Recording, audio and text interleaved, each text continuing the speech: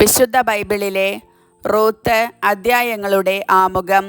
യഹൂദ വംശജയല്ലാത്തവളും മൊവാബിയുമായ റൂത്തിൻ്റെ പേരിൽ പഴയ നിയമത്തിലെ ഒരു പുസ്തകം അറിയപ്പെടുക അസാധാരണമാണ്. സുഹൃദിനിയും വിശ്വസ്തയുമായ റൂത്തിനെ ഇസ്രായേലിൻ്റെ ദൈവമായ കർത്താവ് സമൃദ്ധമായി അനുഗ്രഹിച്ചു. റൂത്തിൻ്റെ ഭർത്താവ് ഒരു ഇസ്രായേൽക്കാരനായിരുന്നു.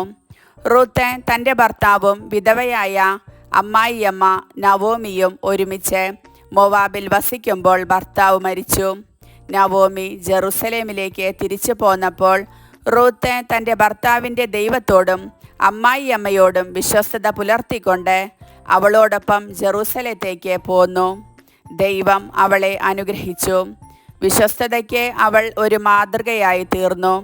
അവിടെ അവൾ മരിച്ചുപോയ തൻ്റെ ഭർത്താവിൻ്റെ ബന്ധുവും സമ്പന്നനുമായ ബോവാസിൻ്റെ ഭാര്യയായി.